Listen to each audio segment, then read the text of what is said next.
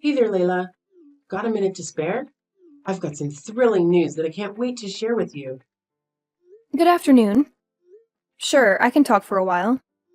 What's going on? Well, first things first, how's Stephen been? My son's been treating you well, I trust? He's a little silly sometimes, but he's got a heart of gold, you know. And of course, I hope you're doing well yourself. You're a very smart, strong young lady, and I would hate to see anything happen to you. No worries on that front. Stephen and I are just as we've always been. Nothing too dramatic to report. We're just living our lives to the fullest. That's music to my ears. In these times, it seems like everyone has a heart-wrenching tale to share when you catch up with them. But enough of that. Let's get to the exciting part. Ready for a surprise? What is it? Should I be guessing, or is this just a figure of speech? Sarah's tying the knot. You and Stephen are about to gain a new brother-in-law. But wait, there's more. She's expecting a baby. I'm going to be a grandma, and you're about to become an aunt. Isn't it just incredible? Sometimes I have to pinch myself just to make sure it's not all a dream. Wow, that is quite the news! I hope the wedding isn't too rushed for her sake. An unexpected baby is quite the life changer. Hopefully they can get married soon enough so they don't have to worry about any societal stigma. Yes, it's somewhat of a whirlwind wedding, as we used to say in my day. But what truly matters is this joyous new chapter unfolding for our family. Whirlwind wedding? Is that something I should be worried about? It sounds rather ominous.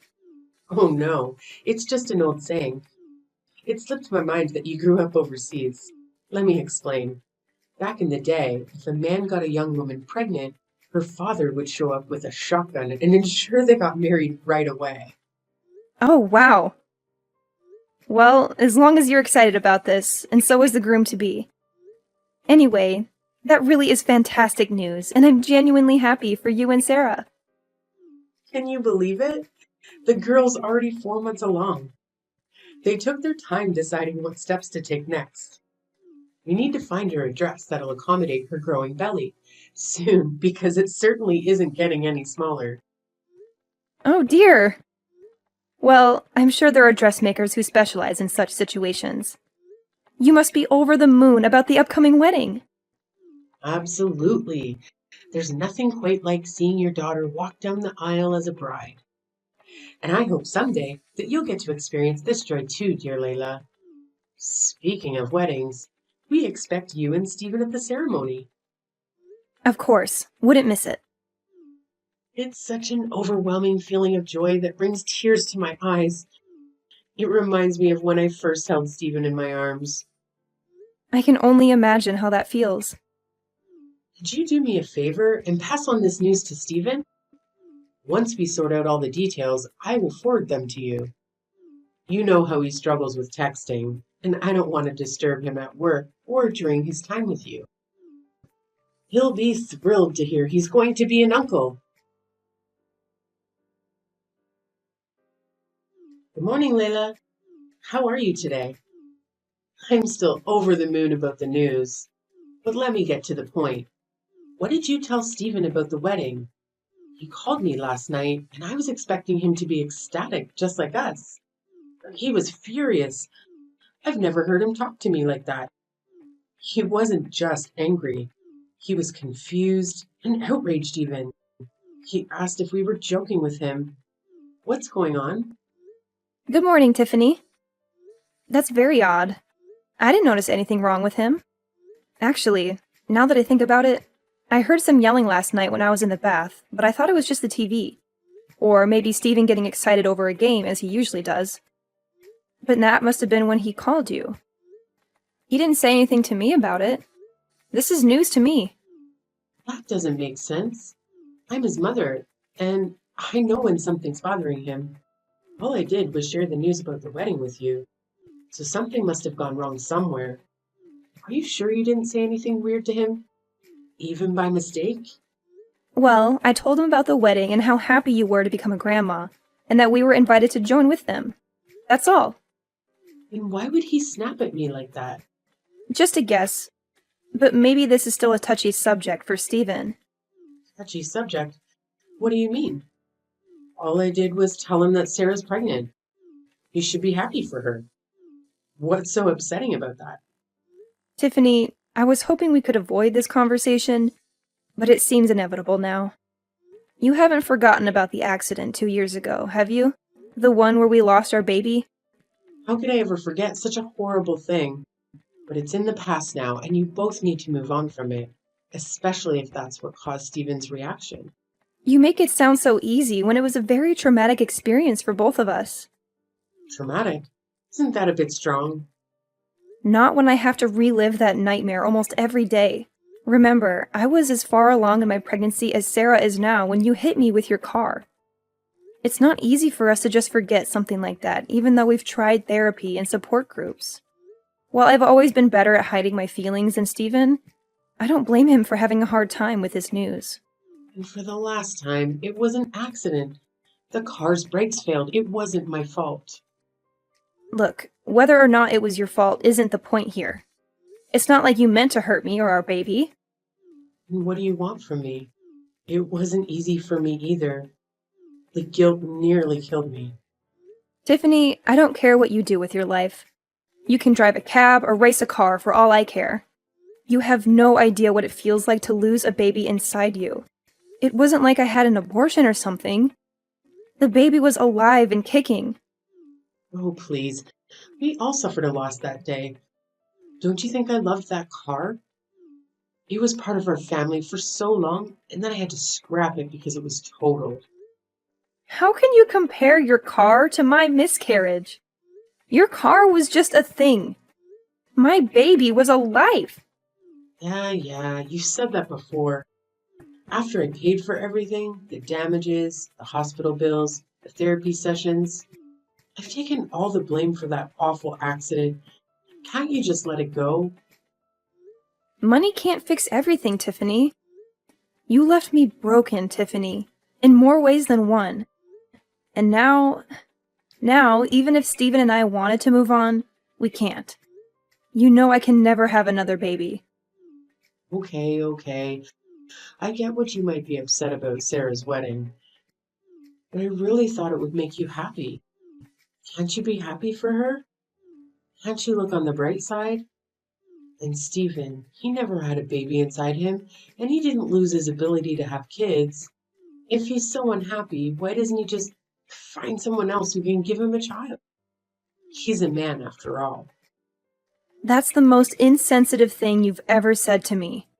And that's saying something. This is why he yelled at you on the phone. All right, enough of this depressing talk. I'll send you the wedding details soon. And you better be there, both of you. You need some fun and joy in your life after all this misery. Trust me.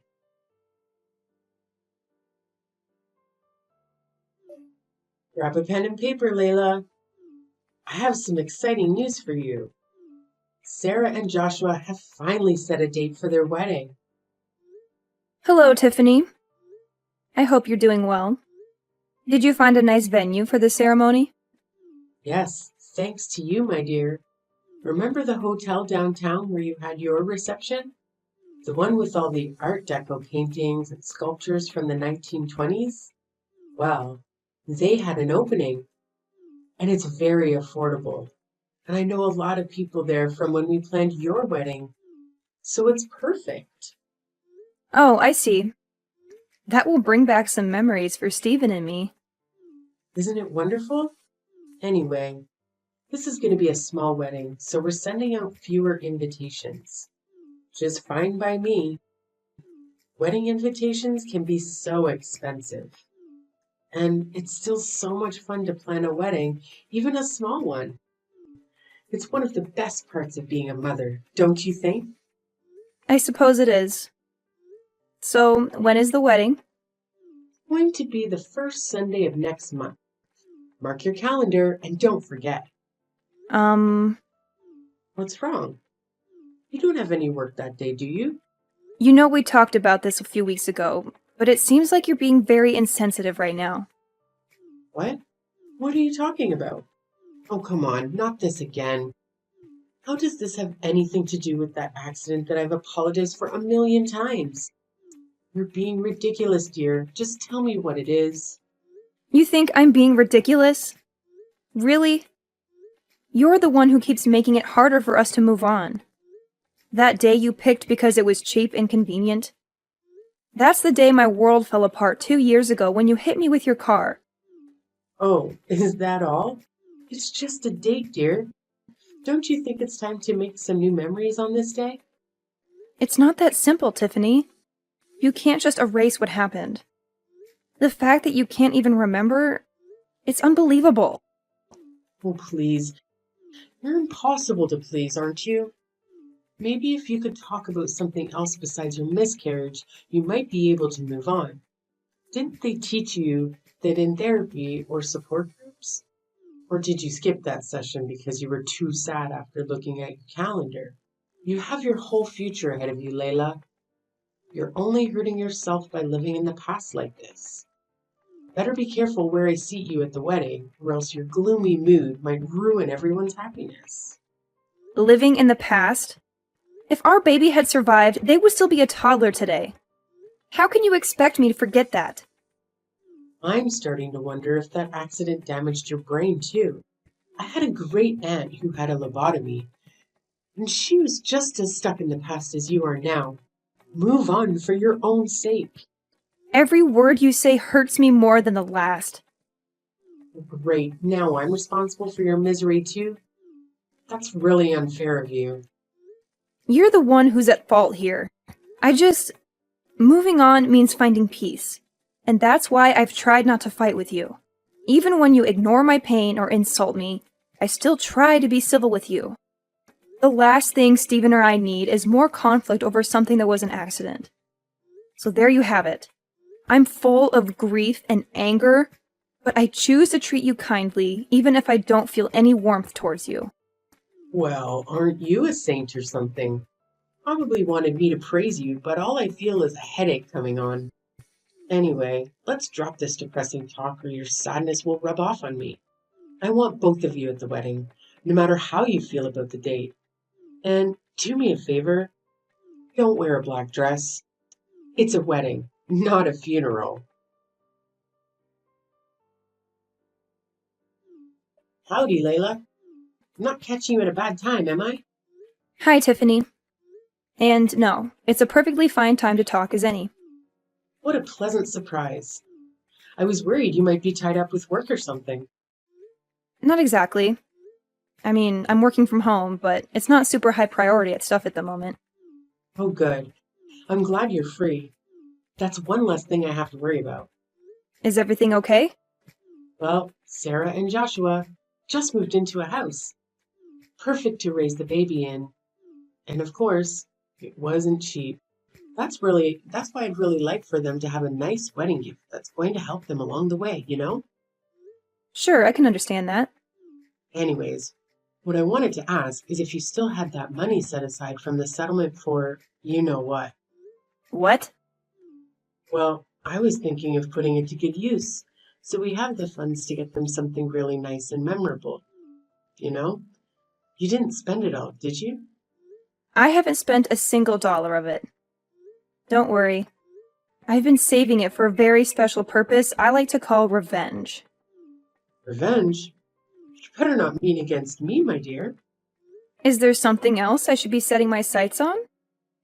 If so, I'm not seeing them. You even know what the word accident means anymore? Or have you completely brainwashed yourself? Besides, no matter how badly you want to hurt me, it's most certainly not going to bring your child back. All you're going to do is reopen those old wounds of yours with that kind of thinking. You say that despite doing everything you can to stop me from being able to heal properly. That's why I need to get back at you. Not to make myself feel good, but to allow Stephen and I as people and as a couple to move on with our lives. As a couple, please don't tell me you've roped my little Stephen into all this too. My daughter-in-law betraying me is one thing, but to think that you've turned my son against me? I didn't turn him against you. You turned yourself against him with your horrible mindset, words, and actions. I'm the wounded one, but you've hurt him badly, too. That man has been grieving with the worst kind of pain and loss imaginable, and you act like he should just grow some thicker skin about it. I don't want to hear how you feel as a mother when you took away my chance to be a mother of my own and his chance to be a father. So, I've paid the settlement. I paid your bills. I've begged time and time again for your forgiveness. How is this not over yet? I've been able to move on from things just fine somehow, while you two seem to relish being emotional black holes. You haven't moved on because you never cared to begin with. You were more upset about your car than you were about the baby, after all. I want you to look deep inside yourself at whatever shriveled up excuse of a heart you have inside your chest, if any, and really think for a second. Do you honestly believe that to me, as the years would be enough time to erase the pain caused by losing a child?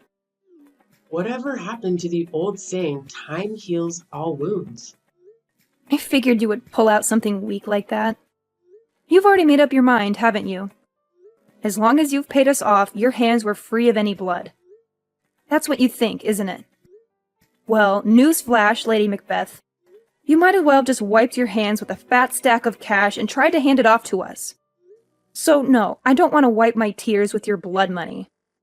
And I didn't even want to use it at all, unless it was to get revenge on you.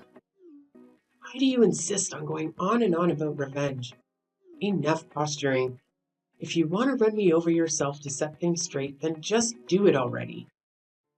Don't worry. I've got bigger plans than just making you live through my pain. Besides, I don't want to pay your hospital bills. And I need you to be able to walk away in shame when this is all over. All right, then spill it. What's your big plan, mastermind? No can do. I've been planning this for quite some time, and I need you to be surprised when it happens. For now, feel free to go about your life knowing that soon everything I want will come to pass. Good evening, Tiffany. What a lovely wedding, don't you think? Sarah looked stunning, and you looked so proud and happy. I could see your smile from across the room. Layla, thank you for coming to the wedding with Stephen. I have to admit, I wasn't sure if you'd show up. I wouldn't miss it for the world. This was a big day for Sarah. Her dress was gorgeous. You couldn't even tell she was pregnant, especially with that beautiful veil. Oh, I know, I picked it out myself, and I have to say, I have a good eye for these things. Now that we've exchanged compliments, can we get to the point? Point? I'm not here to chat about the wedding. There's only one reason why I'm here. To tell you that your time is up. This is the last time you'll ever hear from me in any way. I thought about confronting you at the reception, but this is easier. Sarah shouldn't have to suffer because of you. Is that so? How considerate of you. Believe me, it's for her sake, not yours. She deserves a happy life, unlike us. Besides, you told me not to bring up the accident at the wedding, remember? I'm just following your orders. Have you been careful lately? Watching your back? No. Why would I? Well, I don't know it would have mattered anyway. Ever since I woke up in that hospital bed, I've been planning my revenge in silence while perfecting my strategy to destroy you. You've been plotting against me all this time? Obsessively? Obsessively, indeed. Right after I got admitted to the hospital, I asked Stephen to hire a private investigator for us. What? Why would you need a detective? Wait and see. The important thing is that with the money you gave us, we were able to hire the best one in the business. He worked non-stop until a few days ago, and his 2 years of hard work paid off.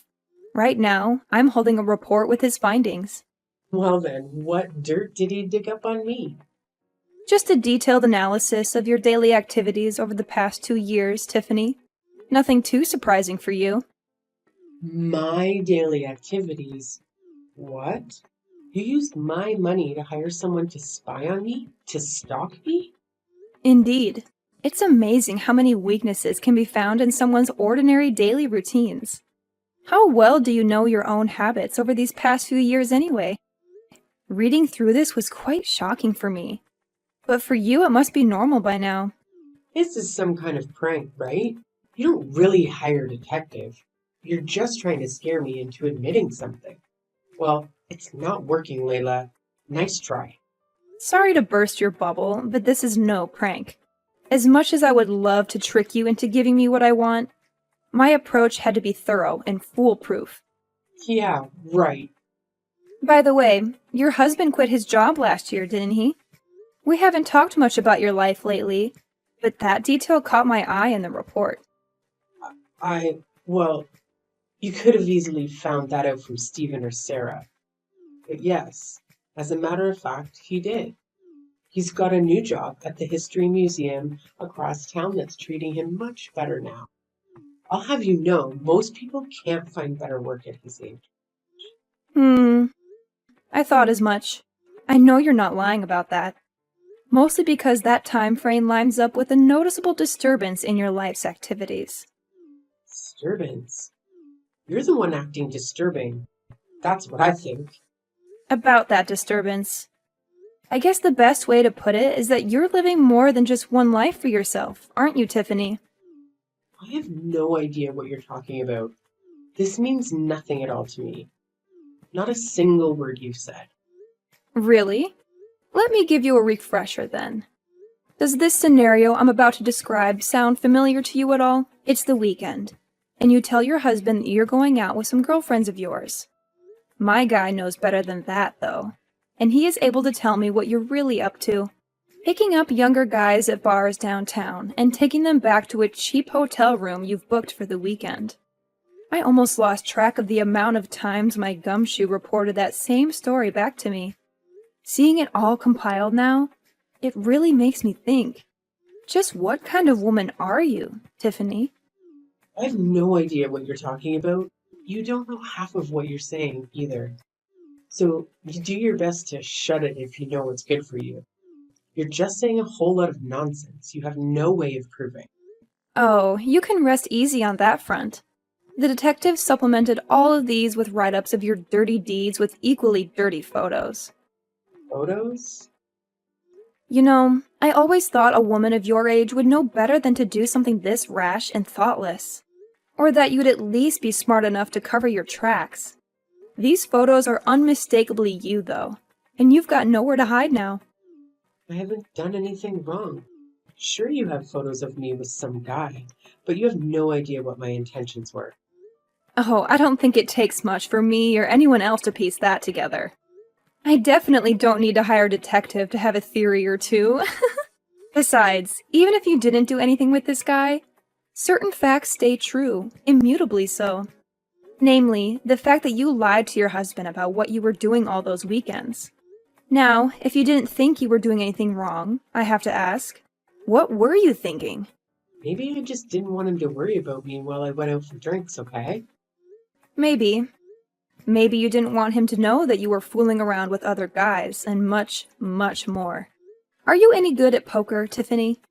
My eyes and ears out in the city told me that you like to spend your husband's hard-earned money on poker at every bar in town. It would probably be pretty bad for your image if your husband, Sarah, or any of the lovely people at this wedding found out you had this side to you, huh? Shut up. So what? You've got photos, huh? You'll never catch me in the act. So your findings are as good as trash.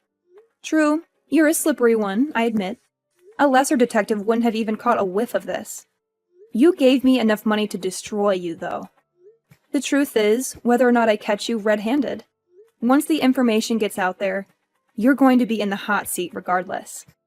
The dirt I have on you doesn't just muddy your reputation, it completely spoils it. I'm warning you.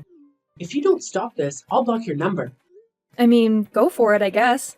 That's not really going to stop me from sending all this to your husband, though. You wouldn't dare. He doesn't need to know a damn thing about any of this. This is just between you and me, isn't it? Like you said, no one else needs to get hurt. Really? I was sort of thinking he had a right to know that his wife is not only unfaithful to him, but routinely lies to him about that and her habit of throwing his money away. Telling him just seems like the responsible thing to do from my perspective. When I said I didn't want to hurt Sarah, it was because I wanted this day to be special for her. Well, if he found out, there's no way he'd do anything short of divorcing me, though. That's a good point. You and I both know there's nothing he hates more than a liar and a backstabber.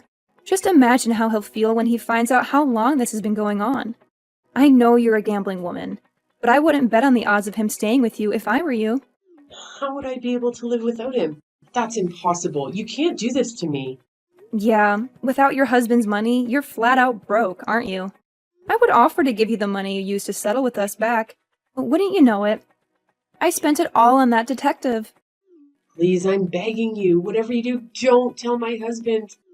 Don't tell Sarah or anyone else. Please. Your demands are getting less and less practical by the second, Tiffany.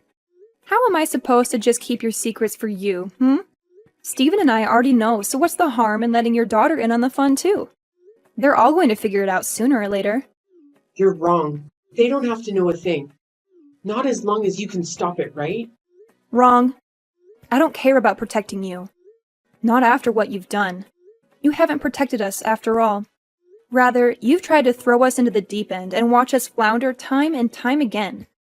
This is revenge, plain and simple.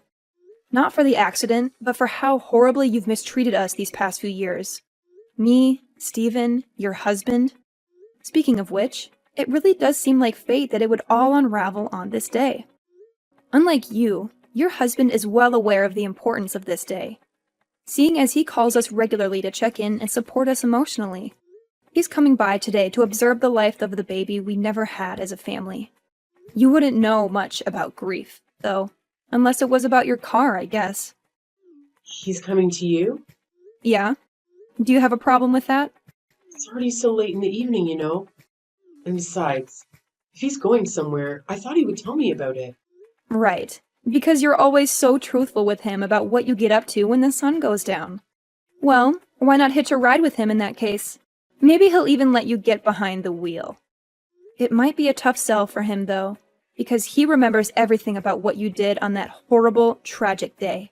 If you do, you won't tell him, right? You wouldn't do something like that if I came, right? He just told me he's getting ready to come, so he'd better make up your mind quickly. All right, I'm coming. I swear. Please, whatever you do, just don't tell him. I'm begging you.